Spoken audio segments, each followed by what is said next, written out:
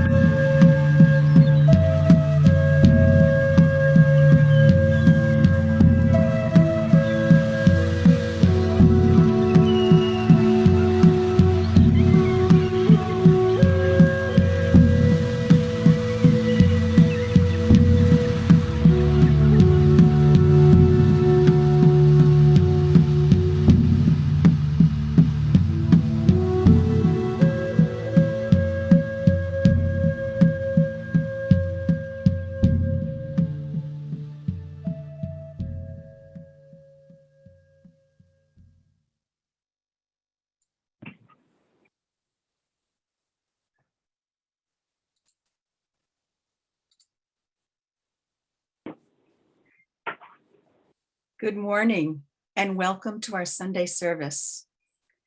My name is Marilyn Naney, and I'm the facilitator of our social justice team here at the Unitarian Society of Ridgewood. I'd like to offer a special welcome to any visitors we have this morning, and also to our friends at Central Unitarian Church who are joining us today. As we gratefully do each Sunday, let's acknowledge and thank the team that puts together the service each week. Hats off and thank you.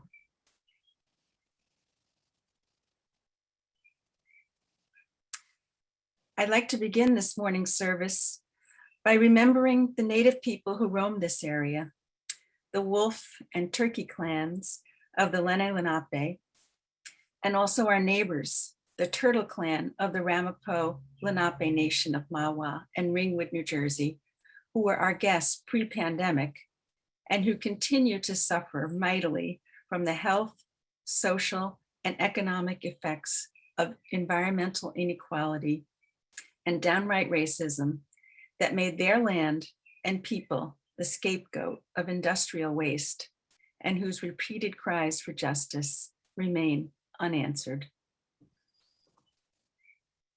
Here in Ridgewood, as we live on those lands, the Unitarian Society has been gathering for over a century to build community, deepen relationships to ourselves and others, further justice, and learn to live with love in the world, all while we ask questions together about nature, the nature of the world, and our place in it as human beings. Here we affirm all people, no matter their age, sexual orientation, education, history, race, ethnicity, economic status, mental or physical health, gender, or body.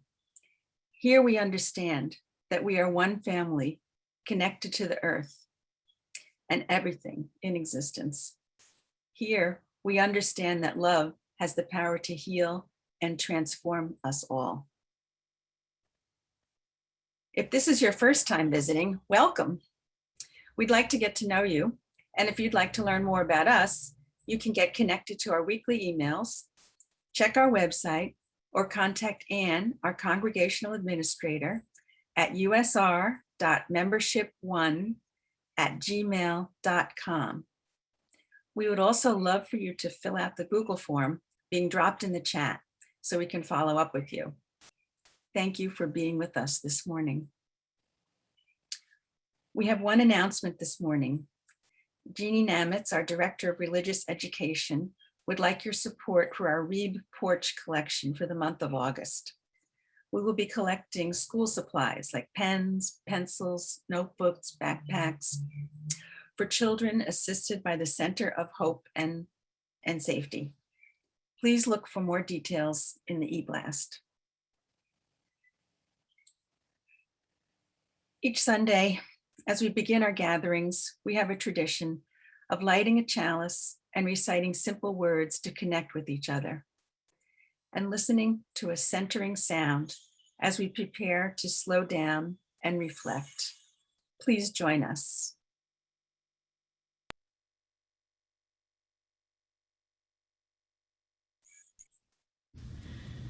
Please join us in the words for lighting the chalice. They can be found on your screen. We light this chalice for the light of truth, the warmth of love, and the energy of action as we gather together in the circle of community.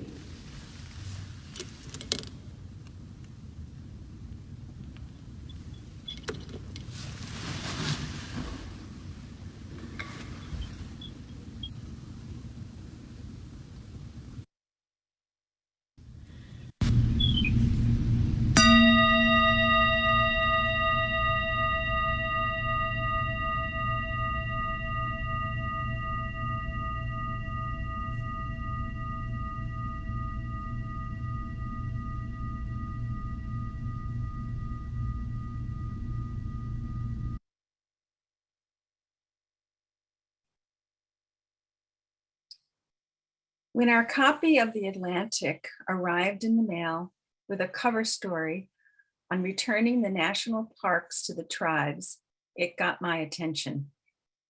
My interest in justice, environmental rights, and the sad story of the history of the original peoples on our lands collided.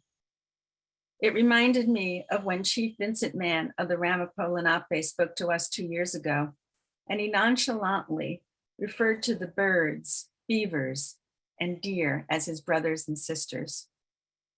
Like the proverbial light bulb going off, I developed a new appreciation of the striking relationship among the land, its inhabitants, and the indigenous people of North America. It's more than closeness. It's a philosophy of oneness. So, What does the service title Landback mean? As Ronald Gamblin, Indigenous youth organizer, explains, while these words seem straightforward enough, this phrase encompasses a complicated and intergenerational web of ideas and movements. When Indigenous youth and land protectors chant, "Land back," at a rally, it can mean the literal restoration of land ownership. When grandmothers and knowledge keepers say it, it means more the stewardship and protection of Mother Earth. When Indigenous political leaders say it, it often means the comprehensive land claims and self-governing agreements. No matter what meaning is attached, Indigenous nations have an urge to reconnect with land in meaningful ways. Furthermore, Gamblin says, we begin to understand that Indigenous peoples and nations are deeply connected to the land. The architects of colonial policies understood this. Tribes had transformed the land so completely that Europeans arrived in a hemisphere already massively landscaped by human beings. Agricultural practices, harmony with weather and nature, and mutual respect for biodiversity led to flourishing, self-sustaining communities. America was never discovered because it was already populated by millions of people and complex civilizations. But Europeans realized that if they wanted access to the lands in order to generate wealth and power, they would need to separate those living on and with the land from this close relationship. So they used tactics such as armed conflict, subterfuge, forced relocation onto reservations, introduction of patriarchal governance, like the Bureau of Indian Affairs, which controls native land by holding it in trust, elimination of traditional food sources, such as buffalo massacres and relocation to areas that didn't support agriculture, breaking up families, and attempts to destroy culture and language through residential schools for children, for Indian children, and limiting access to the land to continue cultural practices, which actually goes on today, as witnessed by the recent dispute in Mawa over tents and prayer practices on tribal-owned land. These policies were intended to destroy the relationship of ancestral lands. So land back is about much more than land. Land back is about Indigenous peoples confronting colonialism at the root. It's about a deep-seated relationship with the earth. Today, we will hear some voices talking about the land back movement. It is exploratory and prompts us to examine our own Unitarian search for truth, our support for justice, and our commitment to the inherent worth and dignity of all. Leading us off is a taste of the life of Zitkala Shah, writer, teacher, graduate of the New England Conservatory of Music, composer of the first Indian opera, and advocate for Indian rights, including the Indian Citizenship Act of 1921, which granted citizenship to Indigenous people. Zitkala Shah helped to lay the foundation of today's Indian rights movement.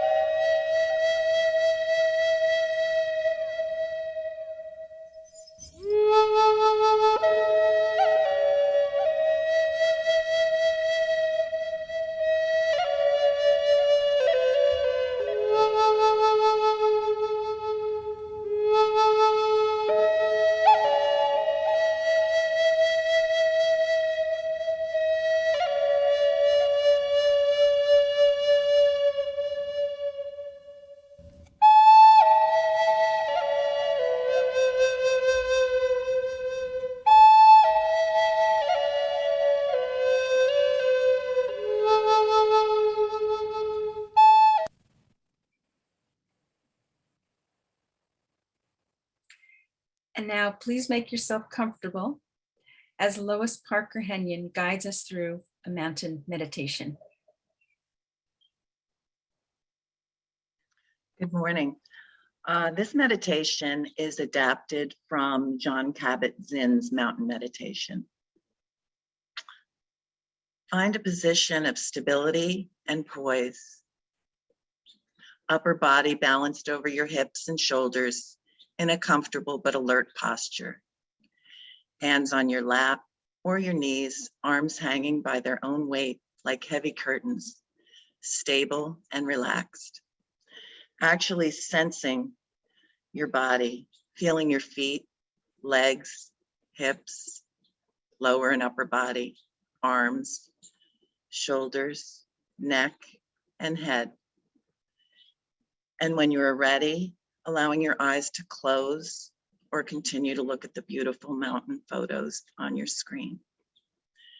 Bring awareness to your breath, the actual physical sensations, feeling each breath as it comes in and goes out, letting the breath be just as it is without trying to change or regulate it in any way, allowing it to flow easily and naturally with its own rhythm and pace, knowing you are breathing perfectly well right now, nothing for you to do.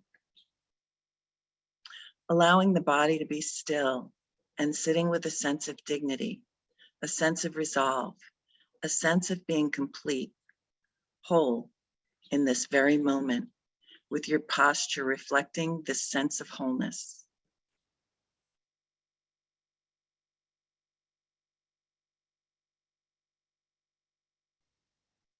As you sit here, letting an image form in your mind's eye of the most magnificent or beautiful mountain you know or have seen or can imagine, letting it gradually come into greater focus. And even if it doesn't come as a visual image, allowing the sense of this mountain and feeling its overall shape, its lofty peak or peaks high in the sky, the large base rooted in the bedrock of the Earth's crust, its steep or gently sloping sides.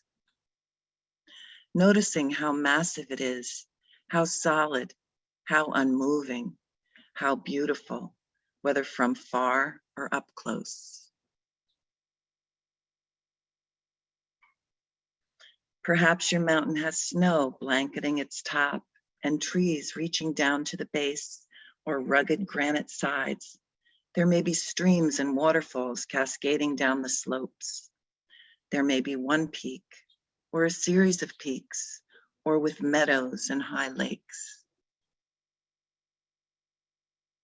Observing it, noting its qualities, and when you feel ready, seeing if you can bring the mountain into your own body, sitting here so that your body and the mountain in your mind's eye become one, so that as you sit here, you share in the massiveness and the stillness and the majesty of the mountain. You become the mountain. Grounded in the sitting posture, your head becomes the lofty peak, supported by the rest of the body and affording a panoramic view. Your shoulders and arms, the sides of the mountain. Your buttocks and legs, the solid base, rooted to your cushion or your chair, experiencing in your body a sense of uplift from deep within your pelvis and spine. With each breath, as you continue sitting, becoming a little more a breathing mountain, alive and vital, yet unwavering in your inner stillness, completely what you are, beyond words and thought, a centered, grounded, unmoving presence. As you sit here, becoming aware of the fact that as the sun travels across the sky, the light and shadows and colors are changing virtually moment by moment in the mountain's stillness, and the surface teems with life and activity, streams, melting snow, waterfalls, plants, and wildlife. As the mountain sits, seeing and feeling how night follows day and day follows night, the bright, warming sun followed by the cool night sky studded with stars and the gradual dawning of a new day.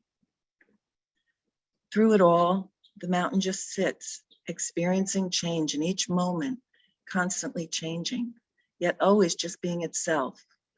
It remains still as the seasons flow into one another and as the weather changes moment by moment and day by day, calmness abiding all change.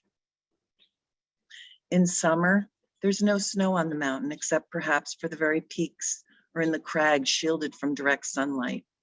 In the fall, the mountain may wear a coat of brilliant fire colors. In winter, a blanket of snow and ice. In any season, it may find itself at times enshrouded in clouds or fog or pelted by freezing rain. People may come to see the mountain and comment on how beautiful it is or how it's not a good day to see the mountain, that it's too cloudy or rainy or foggy or dark. None of this matters to the mountain, which remains at all times its essential self. Clouds may come and clouds may go. Tourists may like it or not. The mountain's magnificence and beauty are not changed one bit by whether people see it or not. Seen or unseen, in sun or clouds, broiling or frigid, day or night. It just sits, being itself. At times, visited by violent storms, buffeted by snow and rain and winds of unthinkable magnitude. Through it all, the mountain sits. Spring comes, trees leaf out, flowers bloom in the high meadows and slopes, birds sing in the trees once again, streams overflow with the waters of melting snow.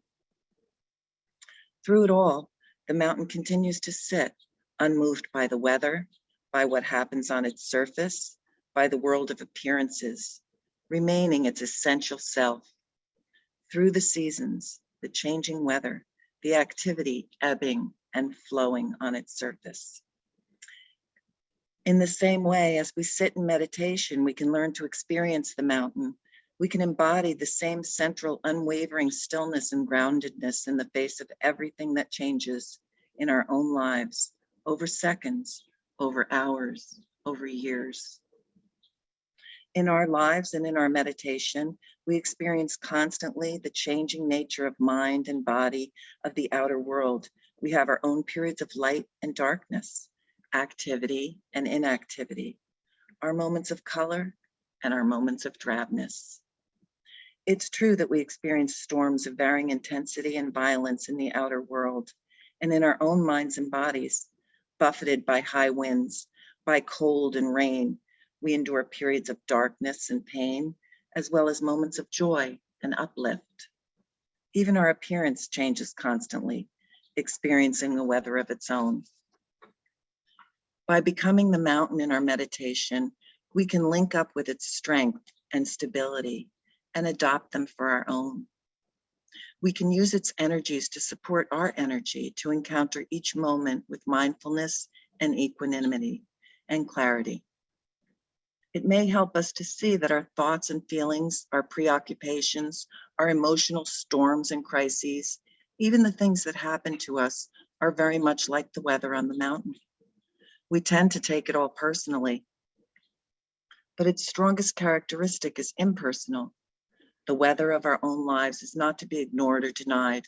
It is to be encountered, honored, felt, known for what it is, and held in awareness.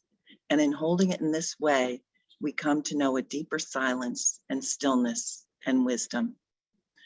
Mountains have this to teach us, and much more if we can let it in.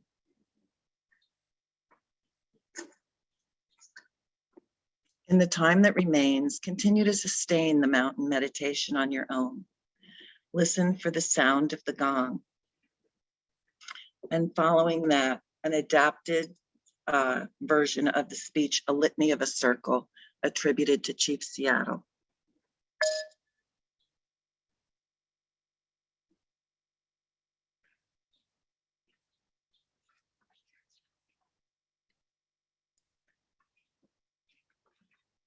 Every part of the earth is sacred. Every shimmering pine needle, every sandy shore, everything in the dark woods. Teach your children that the earth is our mother, as whatever befalls the earth befalls the children of the earth. We are part of the earth, and the earth is part of us, and we belong to the earth. This we know, all things are connected. Like the blood which unites one family, all things are connected. For we did not weave the web of life, we are merely a strand in it. Whatever we do to the web, we do to ourselves and to our children. Let us give thanks for the web and the circle that connects us all.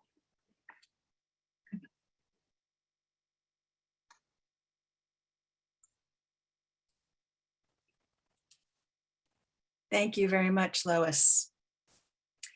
And now, Winona LaDuke, a member of the Ojibwe tribe, environmentalist, economist, author, vice presidential candidate of the Green Party, land rights activist, will explain what Landback means to her. Please note, she speaks very quickly, so if you want to put on your closed captioning, might be a good idea. Thank you.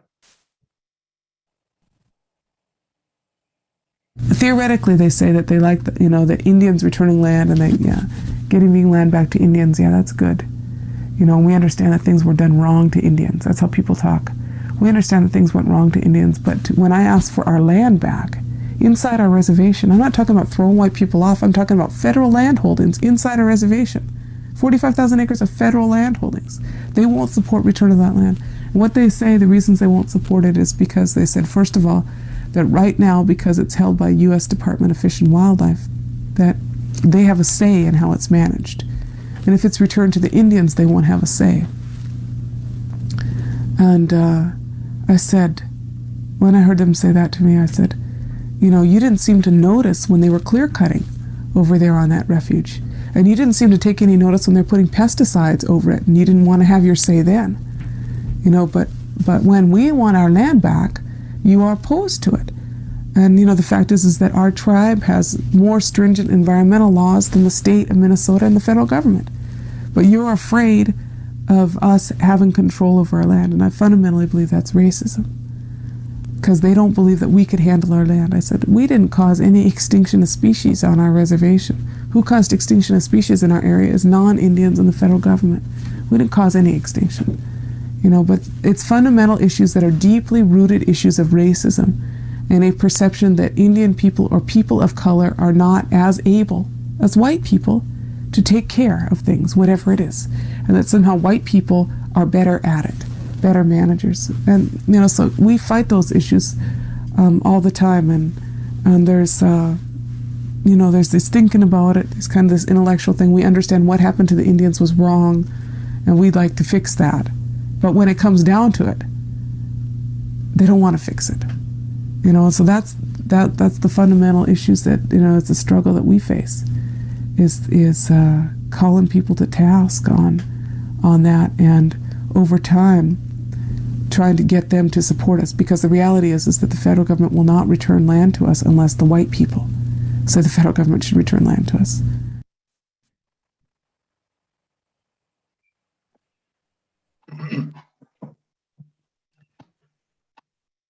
Hello, I'm Jack Lohr.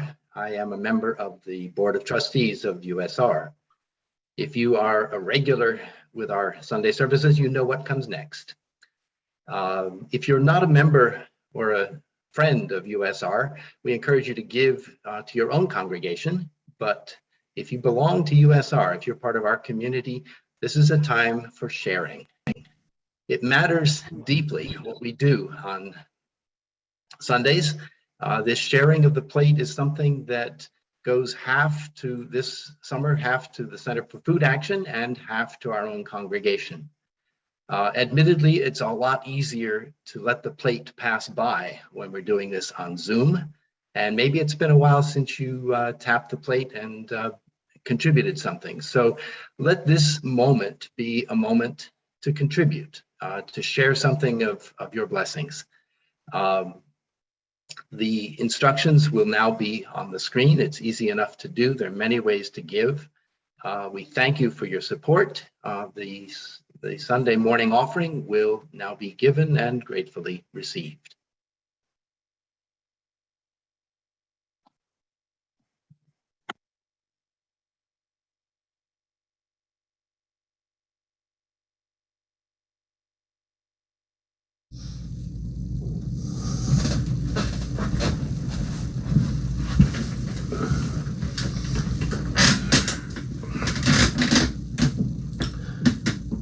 The Assiniboine Tribe, Sundance.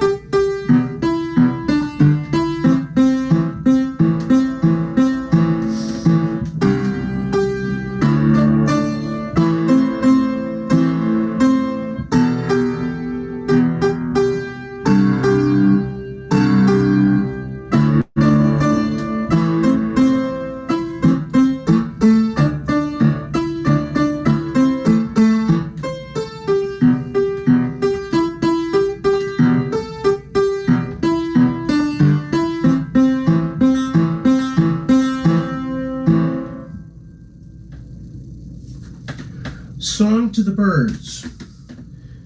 This song is from the Acoma tribe of New Mexico.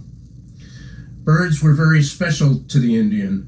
The bird feathers were used as a basis for many ceremonies. Presenting a feather to someone was quite a high honor. Some special uses for bird feathers include war bonnets, rattles, shields, pipes, baskets, and prayer sticks. The clipping, coloring, and special additions to the feather formed a system of ranks and deeds.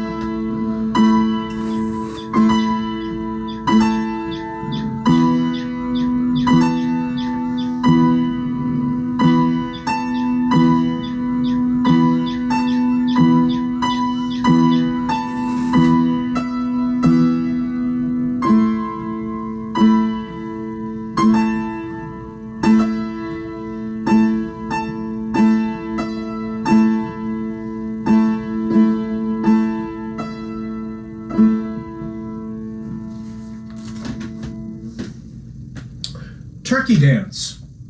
This interesting song of the Northern Ute Indians begins on a very high note and gradually falls to the lowest note at the end of the song. The motive is repeated on different degrees of the scale. This song is not actually sung while hunting turkeys. The Indians say, when we hunt, we don't sing. We keep very still, watch, and then shoot.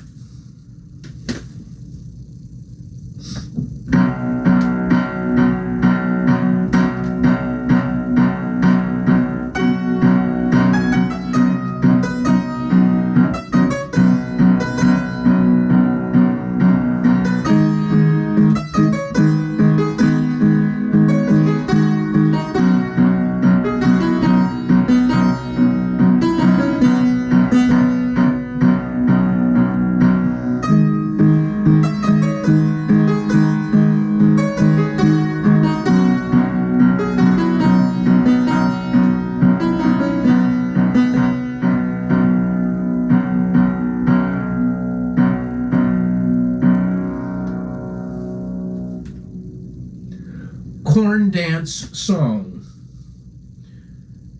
An old Wahine man from North Dakota remembers the old ways. Often in summer, I rise at daybreak, steal out into the cornfields, and as I hoe the corn, I sing to it, as we did when I was young. It is interesting that modern scientific researchers have found that music does affect the growth of plants.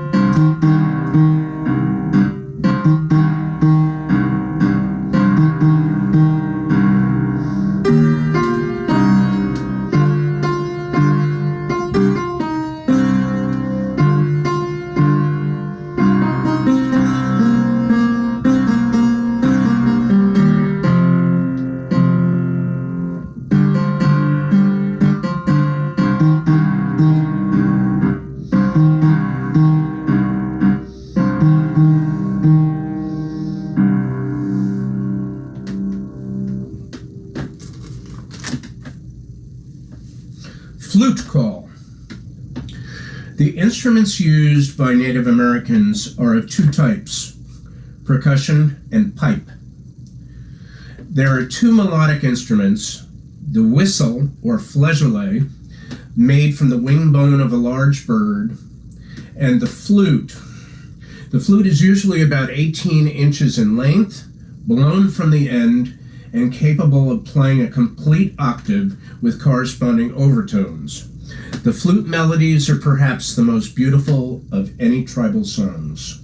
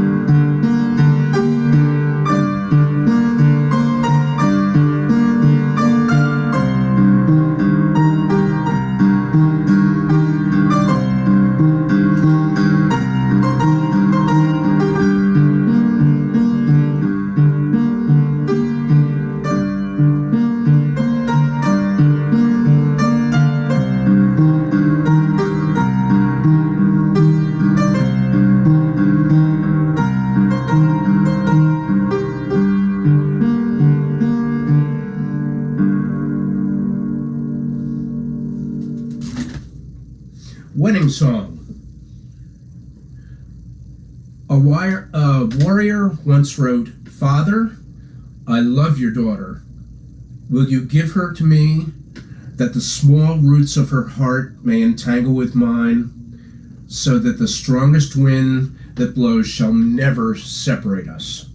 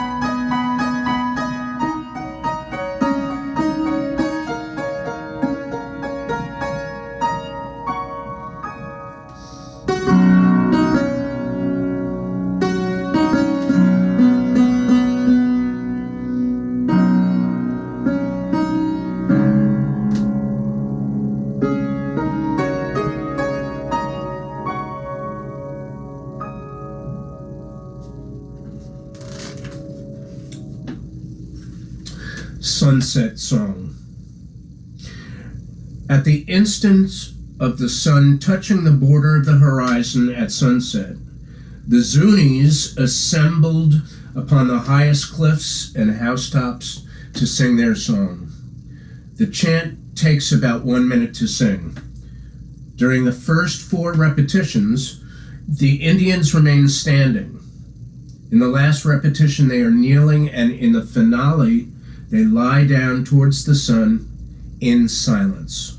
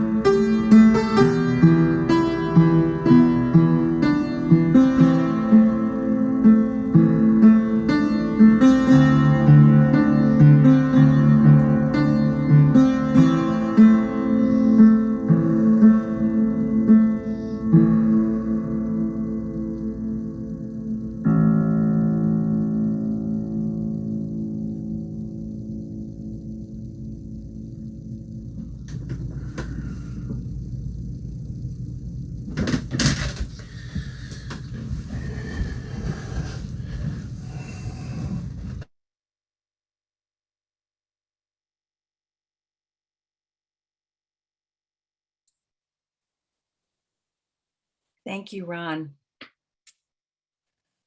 For our reading today, we have a poem, an excerpt of a poem called The Exile of Memory by Joy Harjo, a member of the Muscogee Nation and Poet Laureate of the United States.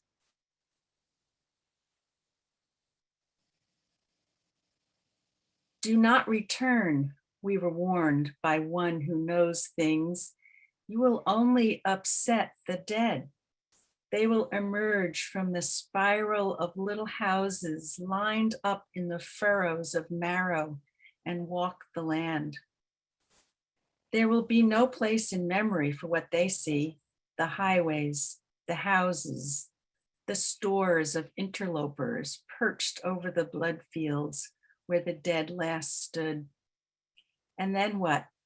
You with your words in the enemy's language. Do you know how to make a peaceful road through human memory? And what of angry ghosts of history? Then what? Don't look back. In Sunday school, we were told Lot's wife looked back and turned to salt. But her family wasn't leaving paradise. We loved our trees and waters and the creatures and earths and skies in that beloved place. Those beings were our companions, even as they fed us, cared for us. If I turn to salt, it will be of petrified tears from the footsteps of my relatives as they walked west. Here there is a singing tree. It sings of the history of the trees here. It sings of the Manahawi who stood with his warrior friends on the overlook, staring into the new town erected by illegal residents. It sings of the Civil War camp, the bloodied, the self-righteous, and the forsaken. It sings of atomic power and the rise of banks whose spires mark the worship places. The final verse is always the trees. They will remain. When it is time to leave this place of return, what we What will we say that we found here? I sing my leaving song. I sing it to the guardian trees, this beloved earth, to those who stay here to care for memory. I will sing it until the day I die.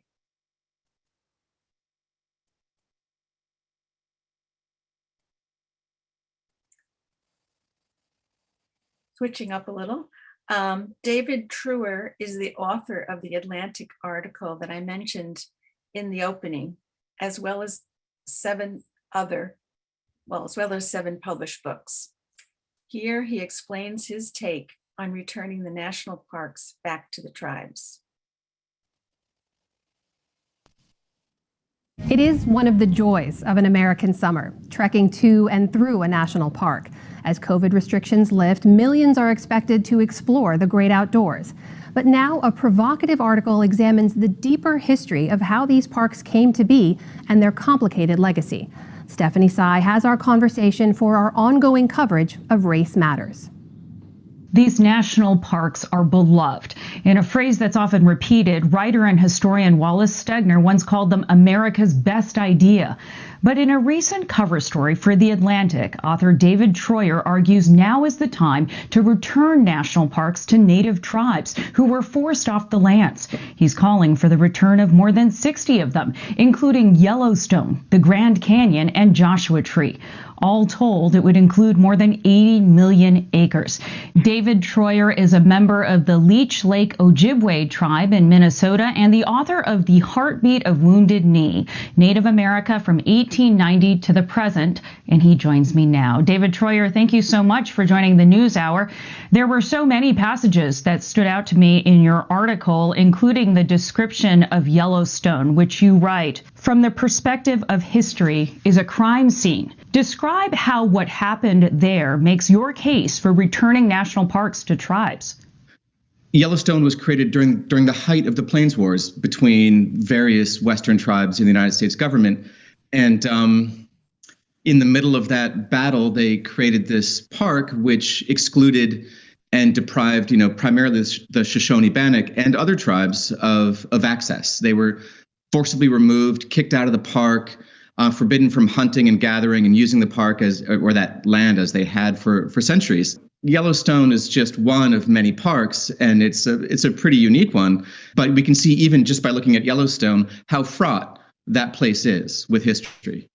Of course, Yellowstone was the first of the national parks, and you write specifically that there is no better remedy for theft of land than land. So that is your argument. But hundreds of millions of people visit these parks every year, and there are 574 federally recognized tribes. So, David, how would this plan work? Well, that's the really great news, as at least as far as my life is concerned, is that I don't have to have plans. I just have to have ideas. As parks were being created, over 87 million acres of parkland were being set aside for Americans. Native Americans were being deprived of, and we lost control of, over 90 million acres. So I think it's high time that the United States did the right thing and returned land to native tribes. We would manage it on behalf of all Americans. This wouldn't be a place that sort of non-native people would be excluded from. These parks would be open to everyone as before, but they would be managed, controlled, and protected by us. And I think it's safe to say that we are much better. We are much better at encouraging and making room for our neighbors than the federal government and the majority of Americans have been, at least vis-a-vis native people, for the past, few hundred years. So, if this were to happen, if the parks were run by a consortium of all the tribes in the United States and managed on behalf of all Americans, this would be good for native people, of course, but it would also be good for American people and good for parks. So I get what you're saying, that you're the ideas guy, not the policy guy, but you do mention a consortium, and this is a really big idea. I wonder whether the tribes are equipped to maintain the 20,000 some trails, the recreational areas, and the wildlife. Would there be some sort of agreement that would guarantee that the public could continue to access these parks? Of course. What I propose is that there'd be, sort of covenants put in place that protect the parks and protect access to them. As to whether native people are equipped, We have, through long and difficult experience, managing our own tribes by sort of fighting the United States government and trying to establish our own tribal governments, working with the United States to form our tribal governments, enduring the sort of paternalistic hand of the Bureau of Indian Affairs. We have, through long experience, developed the perfect skill set. There is no one better equipped to manage parks than tribes. We have the experience necessary. In the article, David Troyer, you lay out a lot of really indisputable atrocities that were leveled against indigenous peoples when this country was settled and founded. And yet many people would acknowledge those truths and say this is still too big a change at this point, generations later, and that it maybe goes both too far and in a way not far enough to really right the past. What do you say to those skeptics? Well, I don't think you can ever sort of, undo the past. But this country has a fundamental problem in its persistence in believing the myth of its own innocence vis-a-vis slavery and vis-a-vis the theft of native land. And in terms of not going too far, would you rather have tribes run the parks, or would you rather have the Park Service Administration inside the Department of the Interior run the parks? Parks are right now vulnerable to the shifting winds of federal policy. It's actually not a very radical idea to give them to tribes to protect, and not only to protect, from sort of environmental degradation and overcrowding and all the other things that parks deal with, but to protect from the very government that created them in the first place. I'm reminded that it was another Atlantic cover piece about reparations for African Americans by Ta-Nehisi Coates a few years ago that really sparked a conversation about reparations. And now places are actually starting to pay out reparations for the descendants of slaves. David Troyer, do you see that path forward for Native Americans? Absolutely. And reparations to Native people need to be made in the form of land.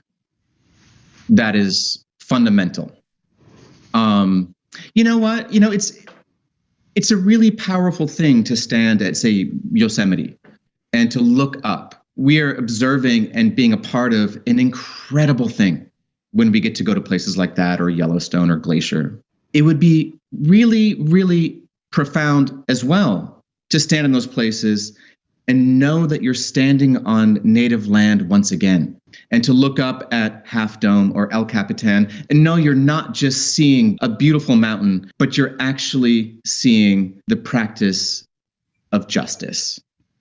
And in this country, in this day and age, that is something we need. Nature might be able to heal the soul of an individual. The gift of the parks back to native tribes to manage for all of us might go some way into healing the soul of this country, which is in pretty rough shape. I think it would be hard for anyone who reads your article to ever look at those vistas out of Yosemite the same ever again. David Troyer, historian and author, thanks for coming on the NewsHour. Thanks for having me.